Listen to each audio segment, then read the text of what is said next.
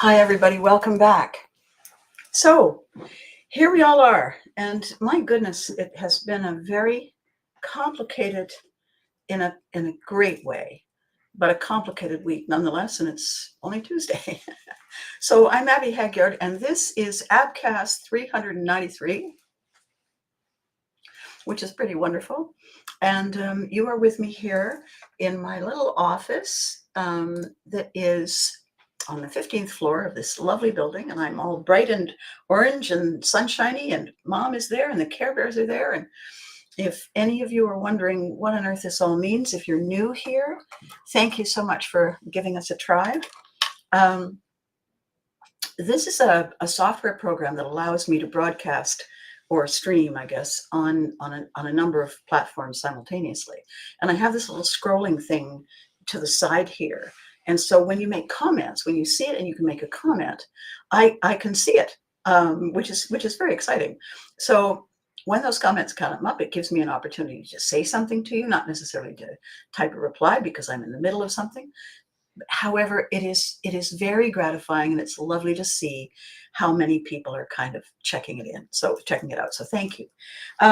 So to start today, I first of all, warm sip, soothing beverage. I wanted to do a quick outreach to Eddie because I saw your post this morning. I think it was this morning when you did it, and it's lovely. It's absolutely lovely, Eddie, and it's such a beautiful thing to see that all the talks that we had when you were going through a lot of situations in a previous job, that the talks, the conversations, and the tools, you've taken ownership of them and you've shaped them to serve you. So that is, I'm very happy for you. I'm very glad for you, and I'm very pleased and proud that you referenced it. So because it fills my little heart with gladness. So thank you. So our topic today hit me yesterday. I went to a funeral, and I didn't know the family before I had gone, but I'm very good friends with one member of the family, and our careers have crossed paths for years and years and years.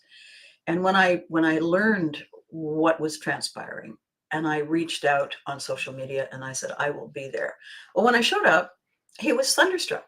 It was quite remarkable because I said, I'll be there. And so I'm there.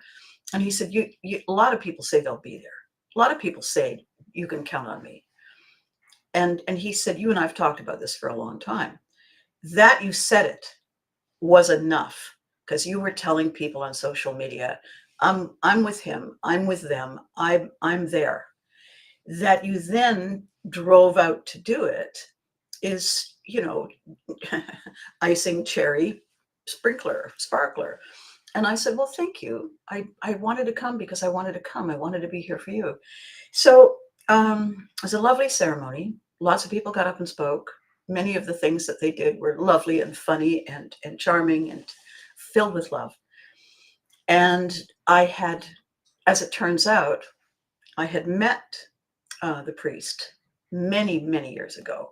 And it was quite remarkable to see him standing at the door greeting people coming in. It's just a moment for me. And I didn't really know very many people there, but it was in a village area outside of Ottawa that I have spent a great deal of time in. So I felt like I had returned home to be among the people who now call it home. So there was a lot of the sort of the ripple effect, the history of being a military brat.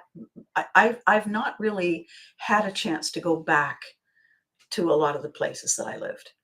And maybe actually that's probably not a correct statement. I have not made it a priority to go back to the places that I lived. When the moving finger writes and having writ moves on, I have carried on. I have all kinds of memories, and I will occasionally reach out and connect with people that I knew then. However, our lives change. Every day it's a little bit. You don't notice. I remember when we were doing the kids show, you can't do that on television.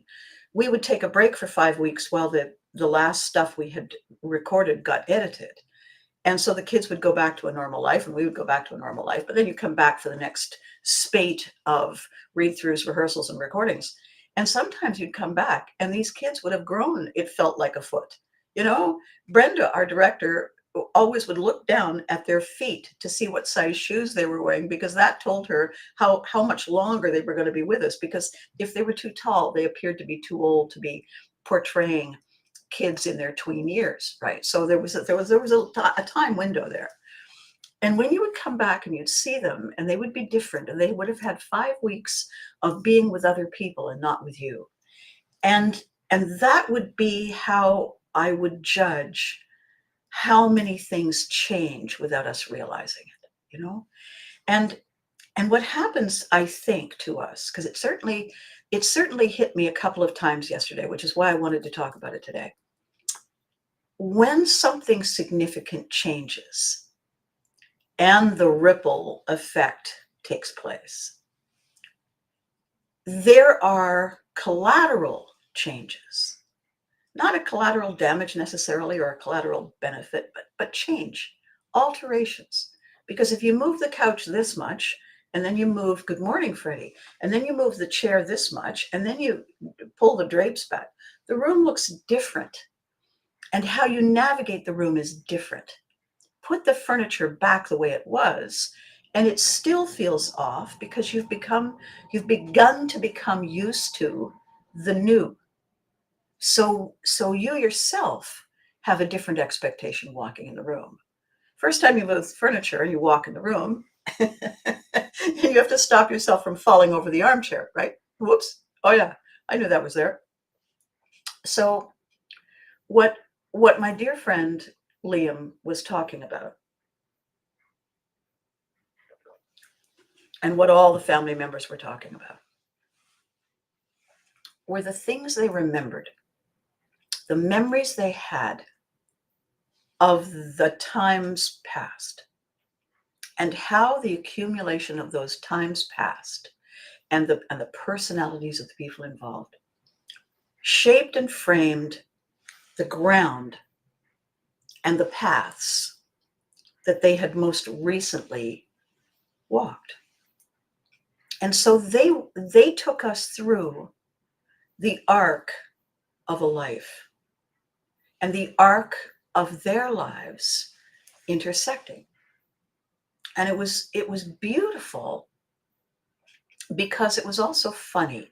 They had little anecdote stories. So you didn't hear of this woman who was pristine and pure and perfect. They had little stories. And when Liam got up, and Liam is, in the dictionary under storyteller, it's his picture. And he had a couple of stories that were a riot. And when he had finished those stories, and he was telling us what the last few years had been like, and some of them were pretty difficult. There was a lot on his shoulders, a lot that he agreed to with no looking back, no regrets, no poor me, in it to win it every single minute. However, now looking back, saying there were days, and there were nods and people sort of murmuring, the weather being one of them, the distances being one of them, the uncertainties and confusions being one of them. And then he said, and I wouldn't trade a second of it, because that is the coda, the end cap on this brilliant story, this brilliant arc, this brilliant life. And everybody there representing them was caught up in that. It was almost pageant-like. And I don't mean that it was pageantry and pomp and circumstance, but it felt like a legacy story of the ages, because we all have one. We're all part of some legacy story. Freddie will tell me stories about his family, his growing up with his buddy Chris. Charles will tell me legacy stories about his parents. I talk to Matt and Anne, and they have legacy stories from whence they come. We all weave this kind of tapestry story because it's part of us, and it's never not going to be part of us, which is why the topic today: how do you say your goodbyes? How do you find the place in the story to say, I'm going to bookmark it here, and I'm going to treasure what came before as of a piece, and then I'm going to bookmark it here because there have been changes, and now what I add to the story is the after story. The bookmark is you are here. And if something significant happens in the you are here moment, then that's your bookmark. It's not your endpoint, because the story stays alive as long as you do. And the combined story stays alive as long as everybody who was part of it. That's our immortality. Our stories hold the key to our immortality. It's a slogan on my publishing business. And watching them yesterday all come together and lovingly, separately, placing their bookmark at the same place, coming together, agreeing that this is the day that we now talk about this beautiful story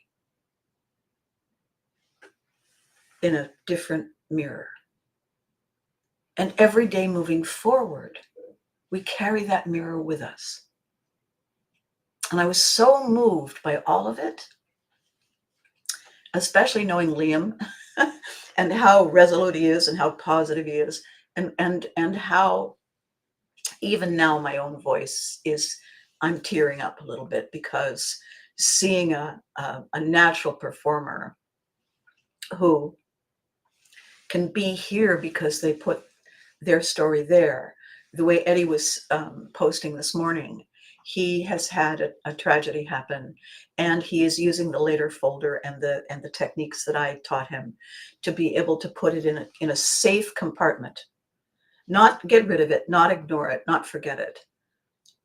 Put it in a place of honor that doesn't get in the way of what he has promised to do today, what people are looking to him for. And this skill that he has developed through working with me, this is one of the key elements in the coaching that we're going to be doing, that the team is going to be doing, that Gary and I are going to be doing.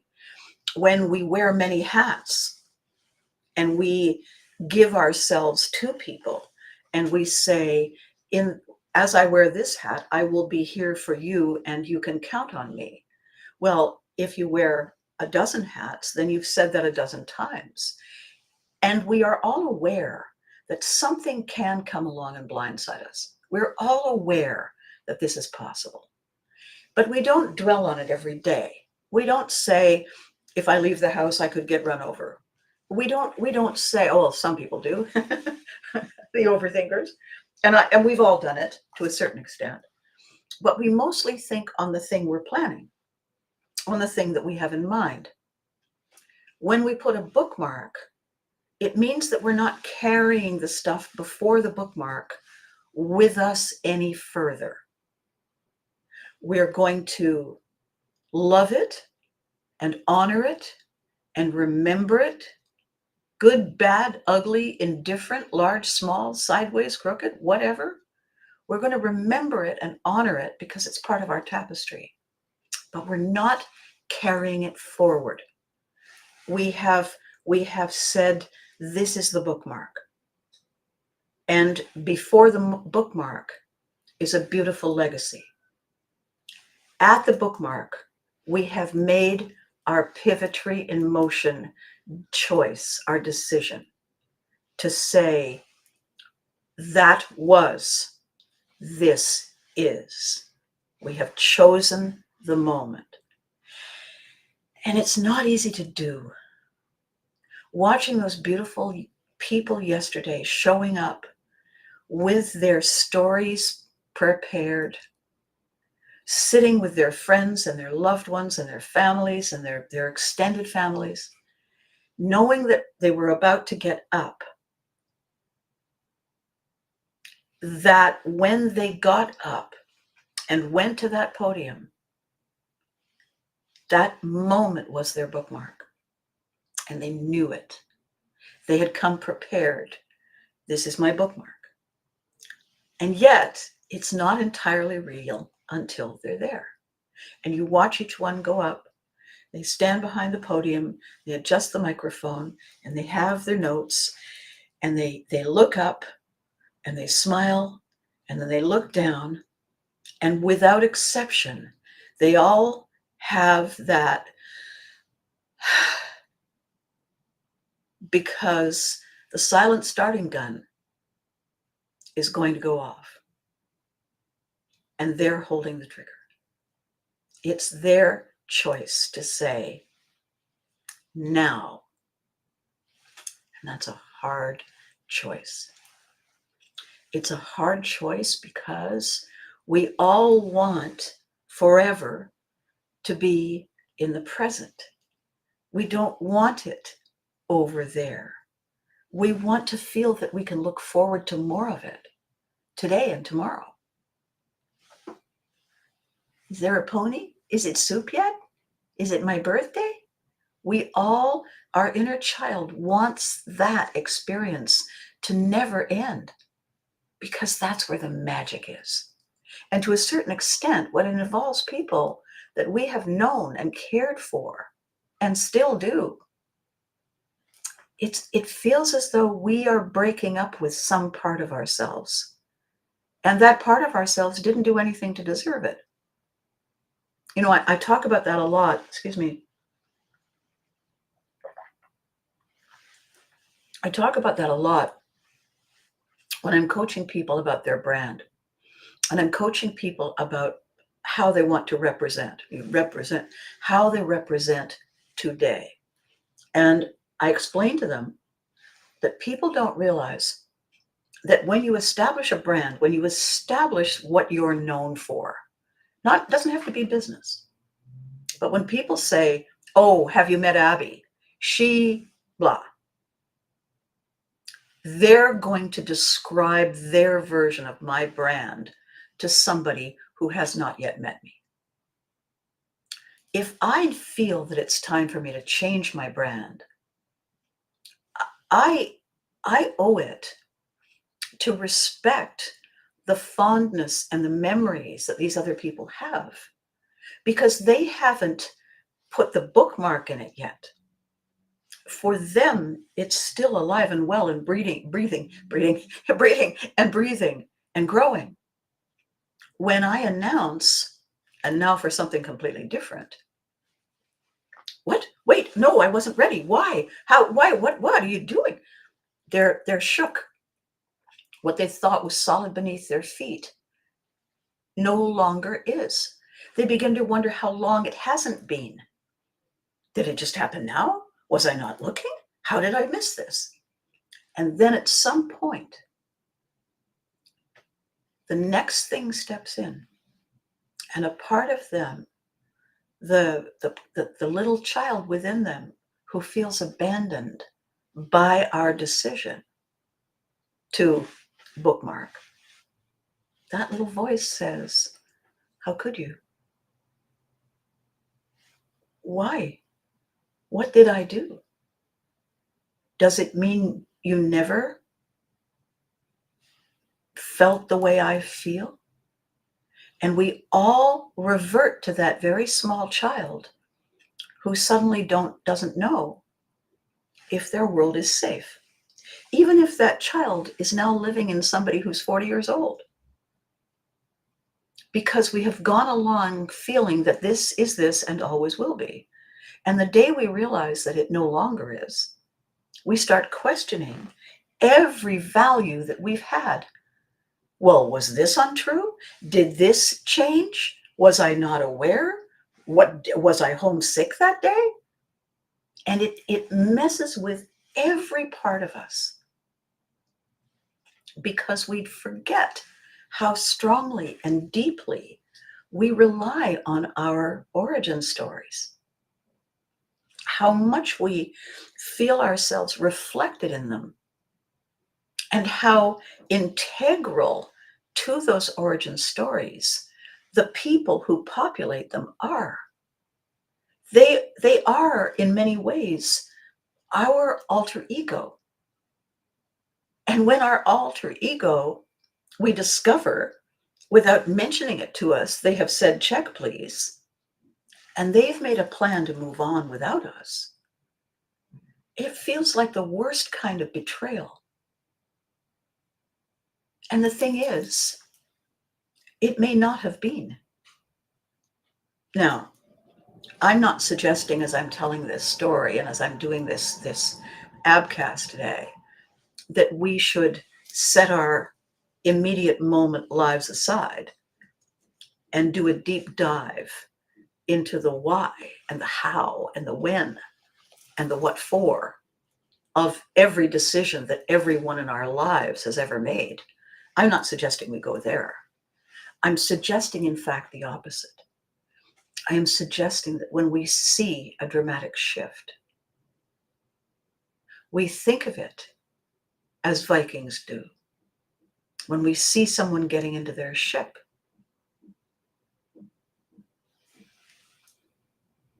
fair weather and following seas. Travel safe. See you soon. Knowing that maybe that last part isn't true. Maybe who we see soon is a different version of them. Because when they leave and go on their journey, change changes everything around it. They bring change, they wear change. If and when they come back, they're not the same. And maybe parts of them never were the same that we thought they were. It becomes noticeable, visible, tangible when they've been gone, when the kids would be gone for 5 weeks and come back 3 inches taller. When did that happen? I said that once to one kid and he said, Tuesday. It was around 3:30. Shut up. But in some ways, that is exactly what happens. There is a remarkable picture that I hold with me from the movie Jaws, the original movie Jaws. And it is a sequence on the beach when Roy Scheider, who is the dad, thank you, Freddie, that's lovely. Roy Scheider is the dad. He has 2 boys, and there is a great white shark sighted in those waters, and there has already been a death. And Roy Scheider is standing on the beach, and everybody is calling the swimmers in because the shark has been sighted. And Roy is standing there, and he's scanning the water. And all of a sudden, he sees his 2 boys. And he sees a fin moving in the water. And what they did, what the effect was that they created, was they flipped the camera from what he could see. So we're looking at him, he's doing this, and then it cuts to what he can see. And then the camera comes back to him. And what they do, good morning, Charles. Yes, you're going to need a bigger boat. What they did with the camera was they made the camera, so it was a wide shot, and they made the camera go wide, closer, close up, immediate.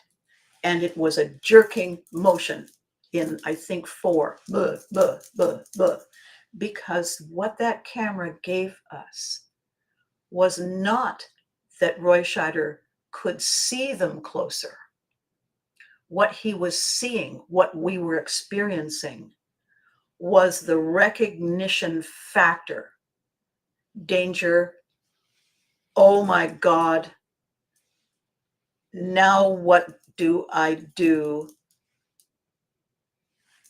Nothing, blank. You saw what his brain was doing just by that effect. I've never forgotten it because it hit me, it touched me viscerally in my gut. And when I have had my little recognition moments in my life, I have felt that for camera increasing close up of recognition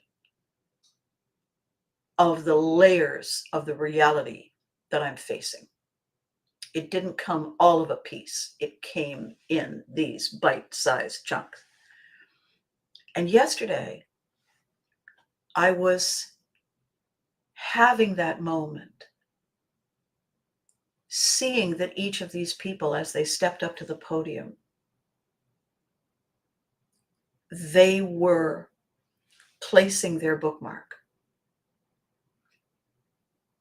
and describing for us everything up to this moment.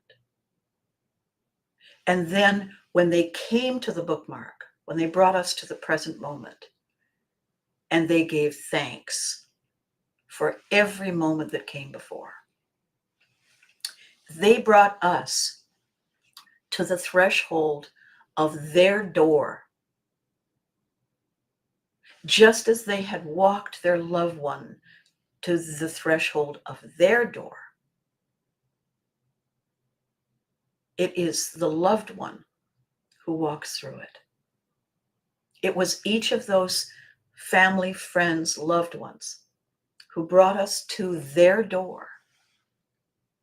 And when they said thank you, however they closed their talk, they folded their little binder or they picked up their notes and they looked at us and then turned to walk from behind the podium. That was their door.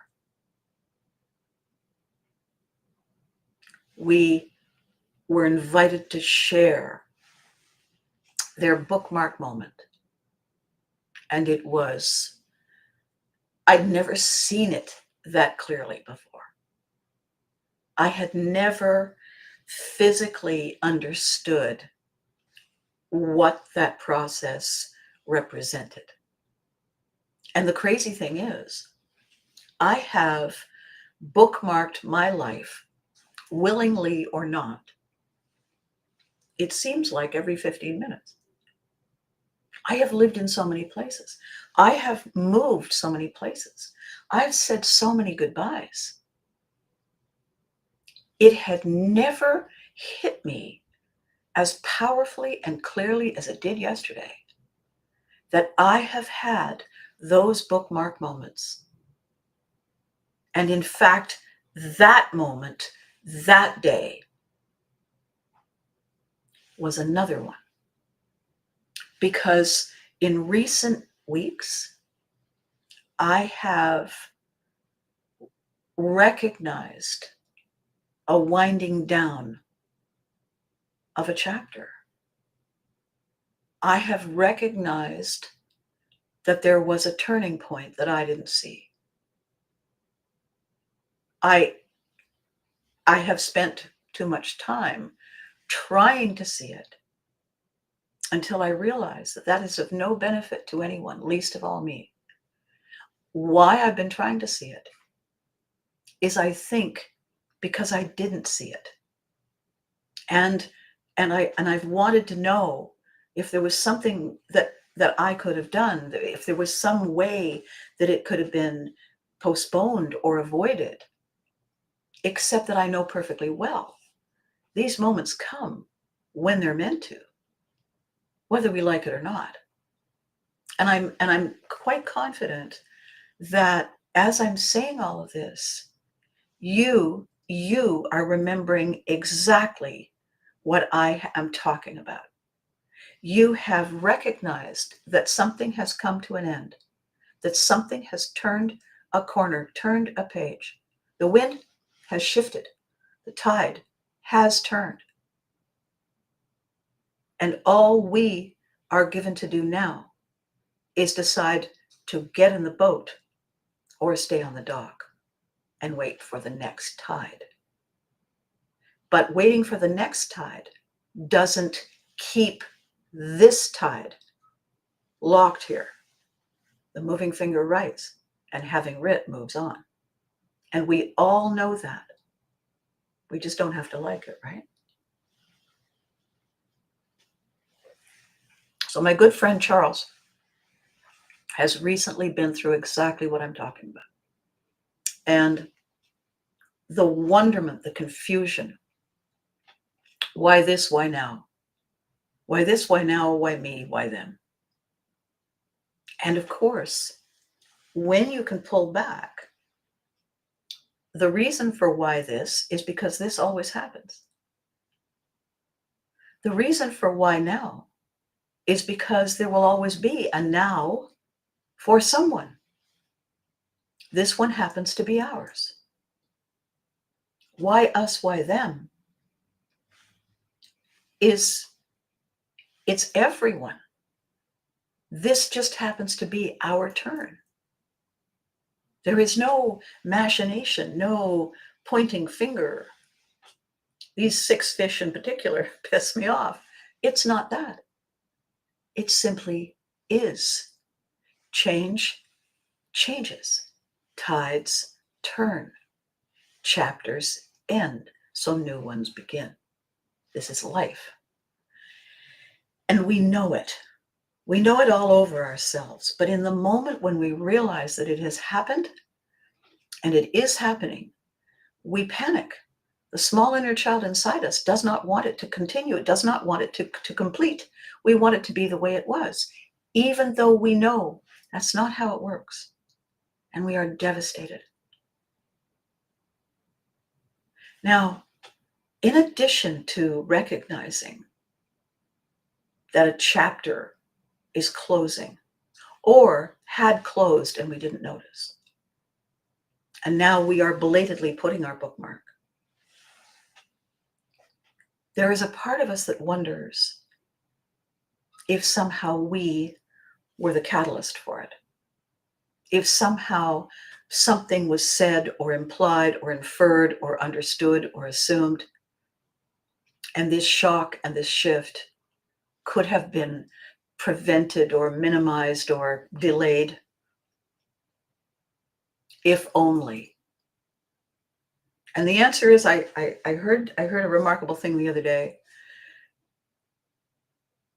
What might have been is no such thing, because if it was supposed to be, it would have been.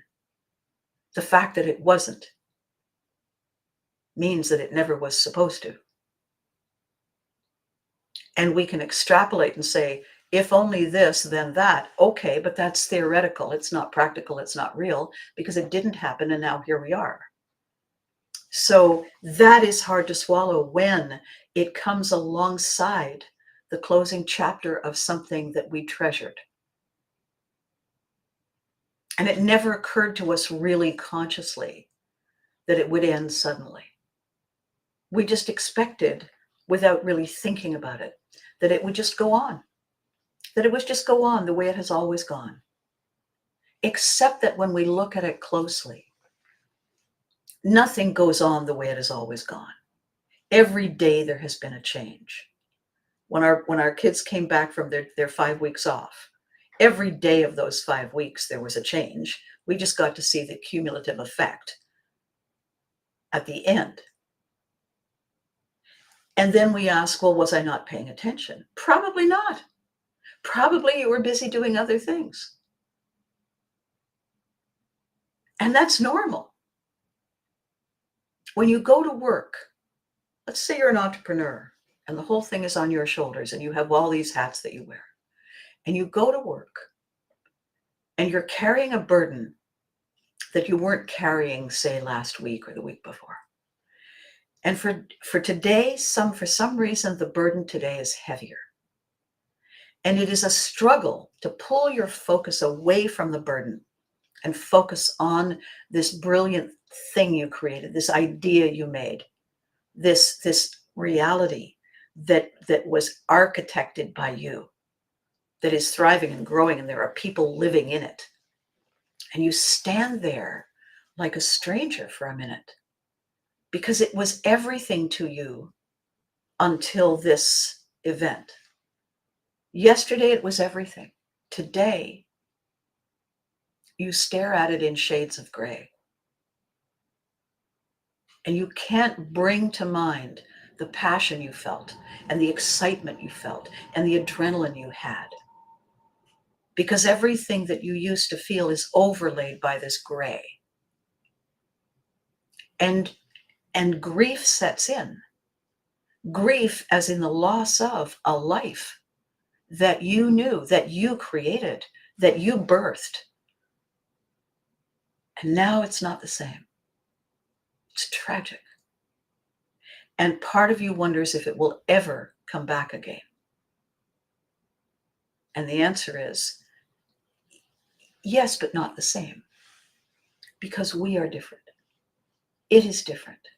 They are different. There's an old saying that a man can never step in the same river twice.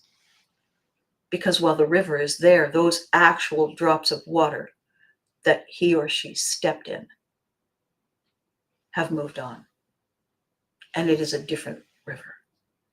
And our skin, our feet, our experience is going to perceive this new river as a totally different event.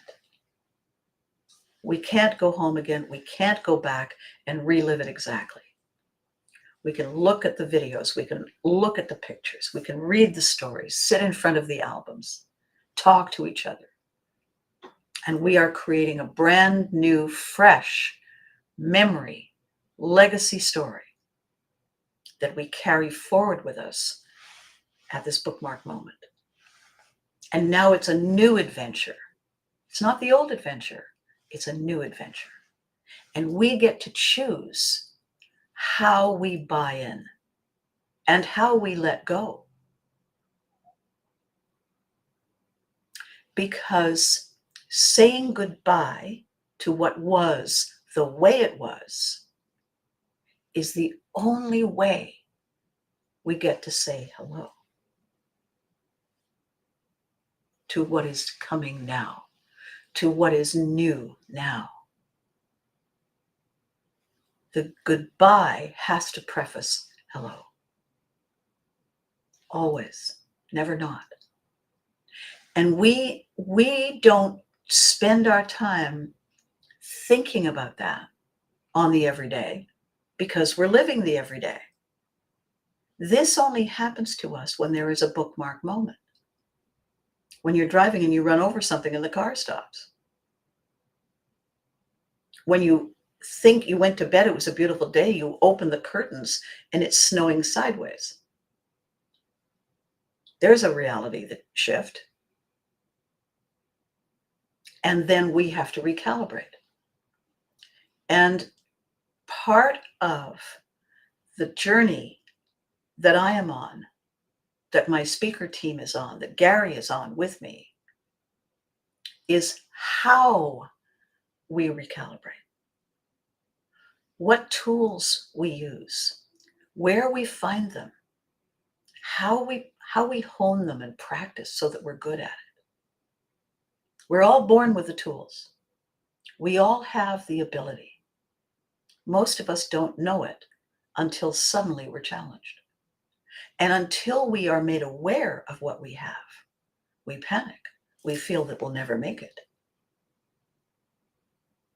The tools that we have and the belief that we can learn to use them and the willingness to say, all right, let's do this.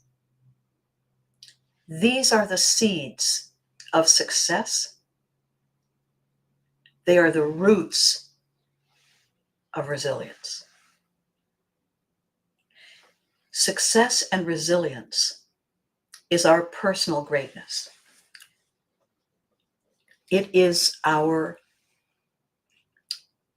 navigating tool. It is our protection. It is our sword and our shield. It is our pep talk, our vitamins, our workout. our self-talk that gives us what we need to wake up and show up and lean in and train to maintain, to achieve our excellence, and then take 1 degree step more closer to flow. Flow is the place where there are no impedance, there are no things that are in our way. We're in the zone. You see athletes, you see surgeons, you see people just completely in the moment. That's flow.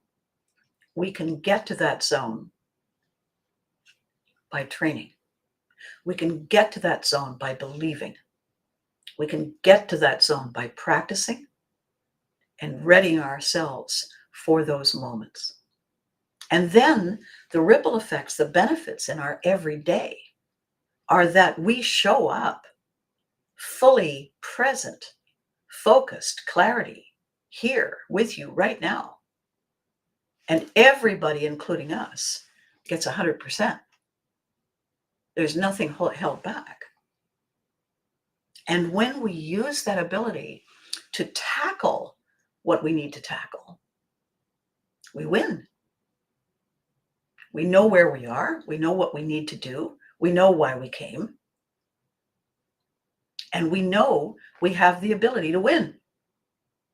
So we can come again. So the goodbye to what brought us this far is not a kicking to the curb. It's not saying, I cared a little bit, but not enough. That's not it. It's saying, I cared greatly, deeply, with my whole heart, until it was time to say thank you.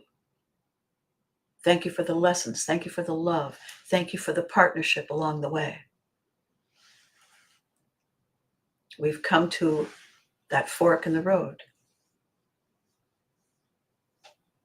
2 roads diverged in a yellow wood. I took the one less traveled by. Poets through time have written about it. Life lessons, good, bad, painful, happy, have been taught down through time about these chapter closings. That a goodbye is required in order to say hello is the essence of Pivotry in motion. You can't say, I deserve this, until you say, I've played there and closed. I'm ready for my close-up. I'm ready for my moment after this moment is over. Because we can't be in 2 places at the same time. So how we say our goodbyes without carrying baggage, without feeling bereft, set adrift. Why didn't somebody tell me? I've lived my life asking that question. Right up until the day when I realized that every single day somebody was telling me. I just hadn't identified the messages as signposts. I was not fully present. I was paying attention elsewhere, and I just assumed that this would continue forever, even though I knew better. We can't still be eating dinner around this same table if every year we move. Even if we bring the table with us, the table is in a different room, in a different place, facing a different view. We have a different set of tools with which to cook, prepare, and serve the food. And we are different, having gone through that move. So while it may be the same table, it may be the same chairs, we may have the same dishes and cutlery, it may be our favorite dish, but it's changed. Because part of it, we had to let go. And we are different because part of us, we had to let go. And if we feel the need to look for the where was it and how was it and why, the safest, smartest thing to do is not retrace our steps all the way back through time, looking for breadcrumbs and clues. No. Go to the bookmark moment, the one we impose. Go there. Focus there. While the transition is fresh, while part of us is broken, while part of us can feel right behind the eyes and in our throats, we can feel the tears.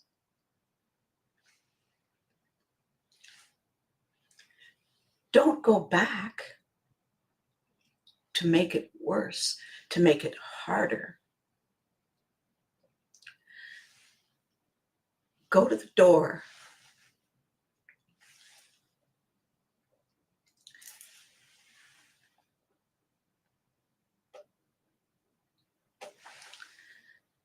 And step through. Why? Give me a second.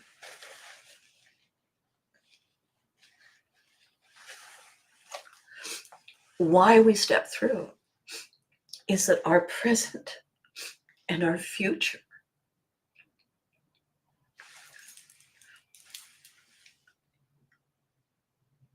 are waiting for us. There are two sides of a doorway. Place the bookmark with love. Forgive me for my weaknesses. Forgive them for their weaknesses. Cherish the good. Give thanks for the less than good. See them as lessons. See the good as treasures. Give them names, give them moments. Hold them close. And then put them in our later folder. And let them live there until we're ready to write the legacy story. I remember the time. One of the stories that was told yesterday brought down the house, which is a rare thing to see in a church at a funeral. It was a lovely woman who was talking about her incredible friendship with the loved one who had gone on. And she said, we used to have some amazing times. I remember the time we went shopping, and I can't tell that story here. And she didn't tell it. And she had brought us to the brink and stopped, and we all fell over. We were waiting, we were anticipating a story. And she said, oh, I can't do that. And she just stopped. Everybody else fell over backwards and laughed because now they're desperate to know the story, which she's not going to tell in the front of the room. She might quietly say, you remember it was this, and they'll go, oh my God, yes. But her recollection in the middle of it, that this was not part of the legacy story that should be shared here, was so human and so imperfect and so lovely and so funny and so beautiful. Everybody was so grateful. And when I got to meet her later, I said, I pride myself on being a storyteller, but you, we are not worthy. And she said, oh my God, Abby, thank you so much. I don't know what I was thinking, because I hadn't planned on saying it at all. It just popped out. And then I tried to put it back as quickly as I could before I embarrassed everybody in the room. And the thing is, that is the joy. That is the gold. That is the nugget of the bookmark moment. All of those stories are present in the bookmark moment. And when we put the bookmark there, we're not erasing it. We're not covering it up. We're not hiding it from the light. We're saving it for later to look back on. When it's not so close, it's not so immediate, and it's not so painful. And we have these chapter closings all the time, big, small. We will believe a thing until we realize it is no longer a thing to be believed. We will prioritize a thing until we realize it is no longer a thing to be prioritized. We will experience a thing and feel the fallout, the collateral damage, the collateral assets. And in this bookmark moment, and this one that I'm having with you, we can suddenly realize that it is not helpful to keep holding on to the pain and the regret of the letting go. If our hands are full, we can't pick up anything new until we put those things down. We can't begin until we complete what was. And it's the hardest thing as a child of the military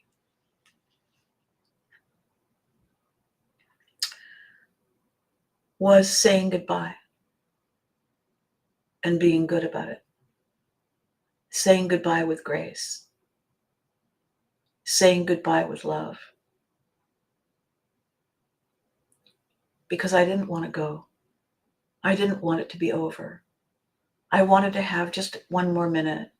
We all just want to have that one more minute. If only they would just come back for that 1 minute. Except that if they came back for the 1 minute, we would want to. And the longer we prolong, the longer we postpone what is meant for us because it's new. We can't stay there.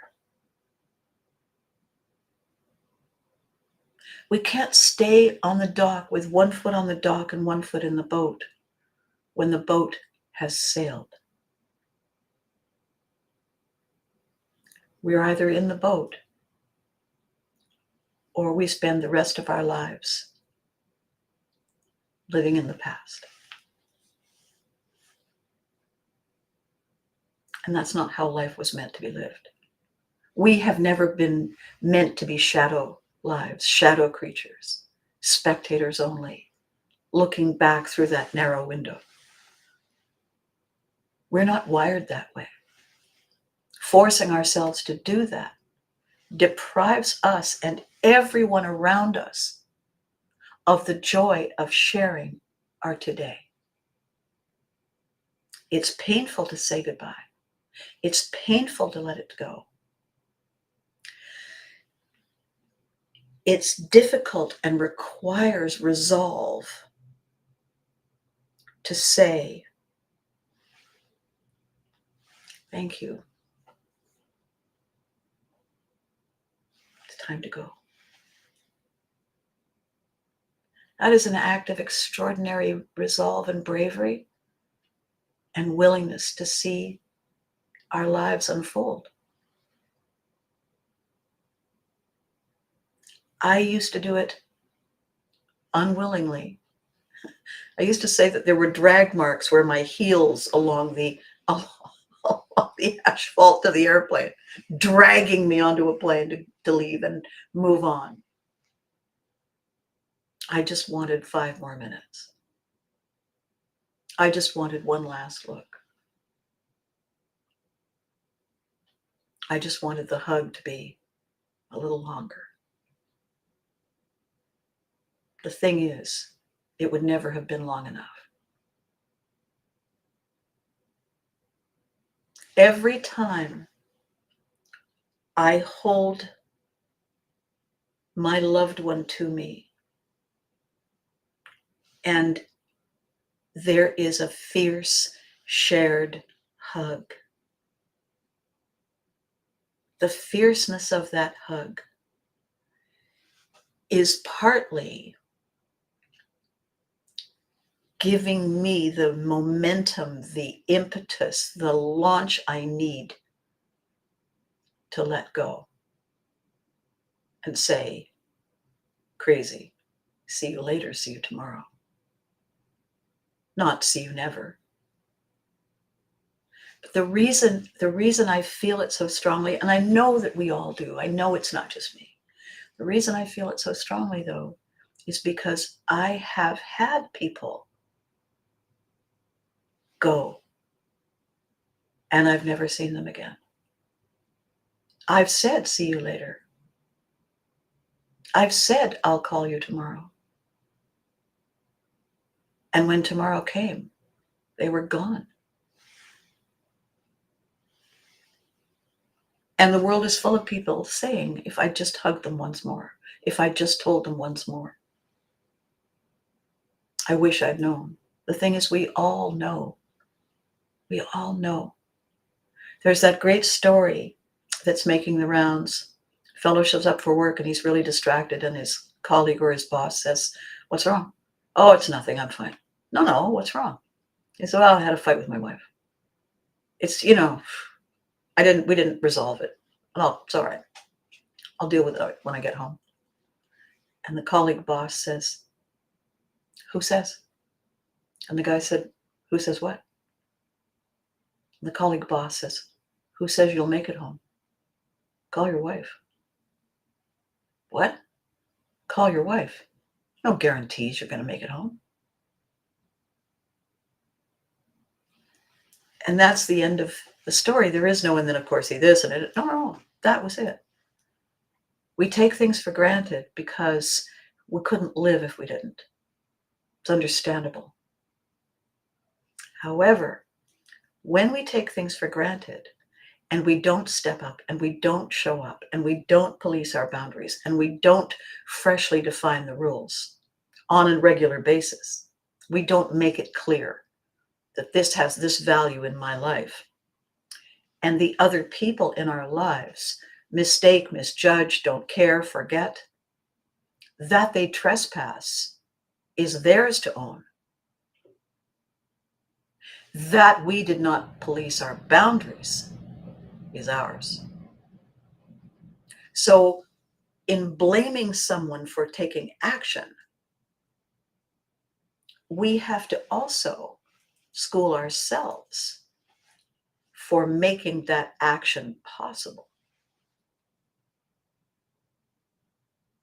Because all relationships are two-way streets. If someone says, so I took the job, you mean you're leaving? Yeah. When did you decide? A few days ago. Why didn't you call me? I didn't think about it. I was so caught up. But and you're about to say, I'm your best friend. You're about to say, I'm the most important. And you suddenly realize that you used to be. They had reached their bookmark moment before you did. They had shifted gears before you did.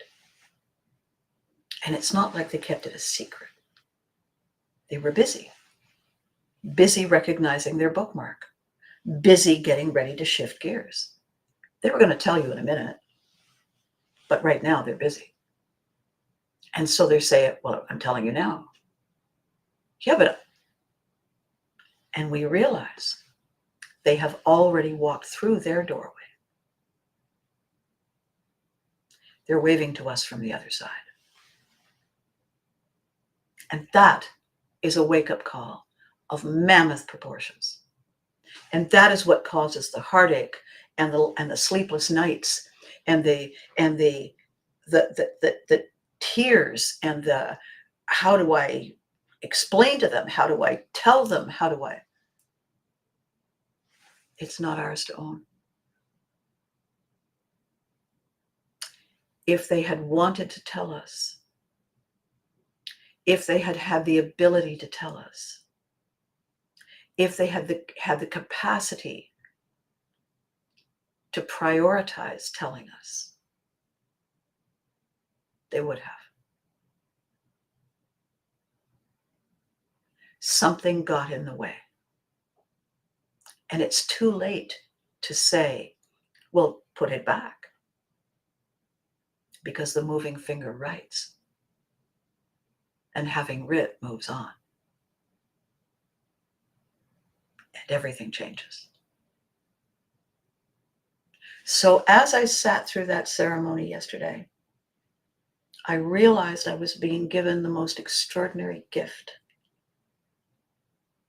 I was being given the gift of perspective.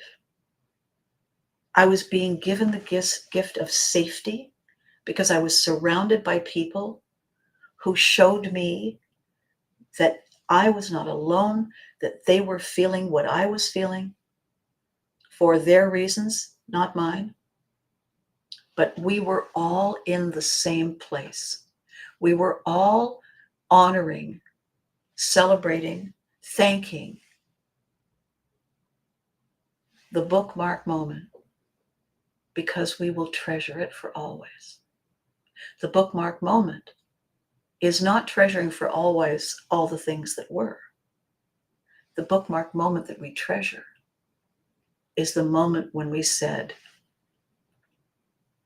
I'm walking through the door. Because my life lives here. My life lives here. It used to live there. And I felt such release. I felt such calm. Still the sadness.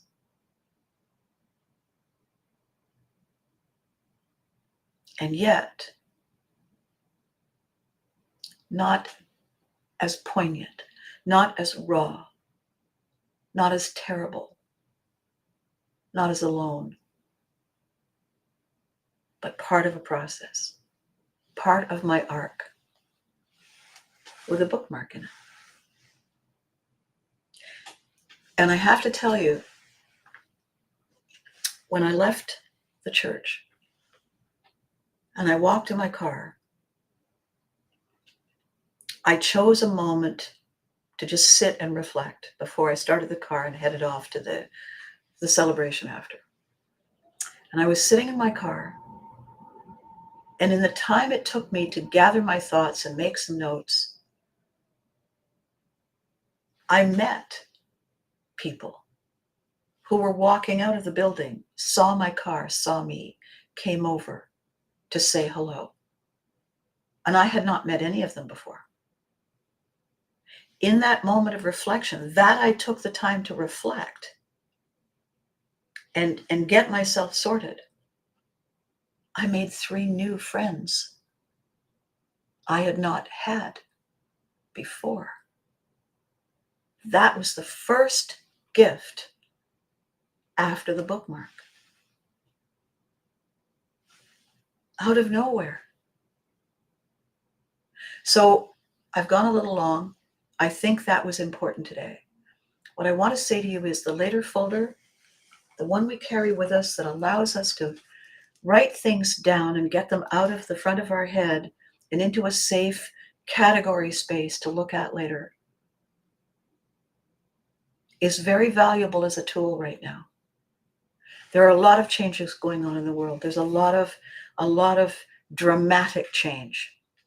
And you know, when a pendulum swings a little bit, it only swings a little bit. But when the pendulum swings hard, the only thing it can do is swing hard and hard and hard. So we are in the midst of that happening. And it's unsettling and it's frightening. And many of us are not prepared. Many of us, after the pandemic, never really walked past the bookmark moment when we were able to come out in the sunshine again and mingle with each other again. Many of us are still on the other side of that bookmark. And we are not ready, we're not in belief, we are not equipped to say goodbye and hello. And that is also part of the coaching that the Lion Effect is about, that Pivotry in Motion is about, that our speakers are about, that our agency is about. Prepare a face for the faces that we meet is not a statement about faking it till you're making it. No, it is prepare a mindset for the moments that you meet. Give yourself permission to grieve. Give yourself permission to receive. Give yourself permission to let go. And when the temptation comes to go back and say, I can hang on a little longer, give ourselves permission to say no. Because once we are out of the box is too small. Once we are out of that chapter, we have grown. And we can't go back. There is no going back. Once we know that, it doesn't matter why it happened. It doesn't matter how it happened. It doesn't matter what happened. Who was hurt, who was benefited, who was set adrift, does not matter. What matters is that it was an end point, and on the other side of the end point is the beginning. For us, brand new, ours to own. But only when we put that down, give it thanks, forgive the pain,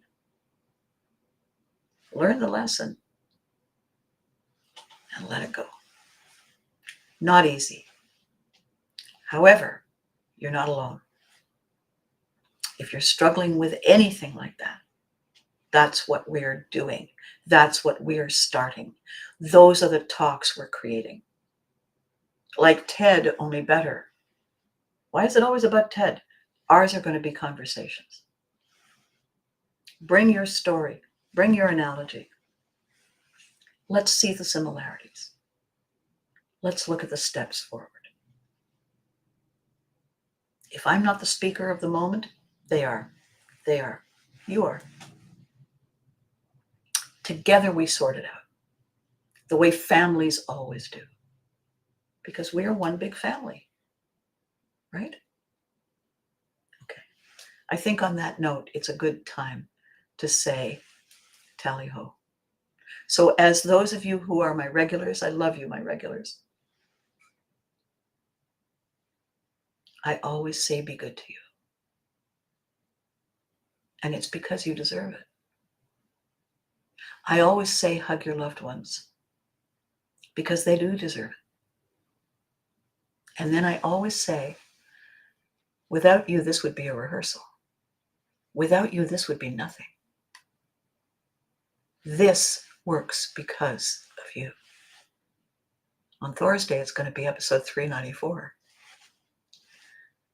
I can't wait. Can you? Awesome. So I'll catch you next time.